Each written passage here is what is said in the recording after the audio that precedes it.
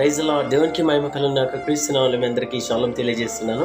దేవుని వాక్యం చెప్తుంది, యేసుక్రీస్తు ప్రభువుల పలికిన మాట ఏంటంటే, మార్కు సువార్త 9వ అధ్యాయము 23వ వచనంలో ఏమని ఉందంటే, అందుకు యేసు, నమ్ముట నీ వలనైతే నమ్మువానికి సమస్తము సాధ్యం అంటున్నాడు. హల్లెలూయా. దేవుడు ఈ వాగ్దానము నీ జీవితంలో, నీ కుటుంబ జీవితంలో నెరవేర్చాలని మనస్ఫూర్తిగా కోరుకుంటున్నాను. ఇంత మట్టు వరకు నీ జీవితంలో ఏవేవైతే కార్యాలు నువ్వు చూసావో, నమ్మావు, ఇంకా అపవిశ్వాసం ఉండకుండా దేవునికి ప్రార్థన చేయి. అందుకే ఎబ్రీ పత్రికలో అంటాడు 11వ అధ్యాయంలో 6వ వచనంలో ఏమంటాడంటే, విశ్వాసం లేకుండా దేవునికి ఇష్టలై ఉండట అసాధ్యం అంటాడు. నీ జీవితంలో ఎన్నో అసాధ్యమైన కార్యాలు సాధ్యపరిచేలాగా నువ్వు ప్రార్థన చేసి జయించావు. ఈ కార్యాల కొరకు ఇంకా ఎందుకు ఎదురు చూస్తున్నావు? ప్రార్థించు. నమ్ముట నీ వలనైతే నమ్మవానికి సమస్తం సాధ్యం అంటున్నాడు. నీ జీవితంలో దేవుడు సాధ్యాలు చేసే కార్యాలు ఇంకా ఉన్నాయి. కృంగిపోకు.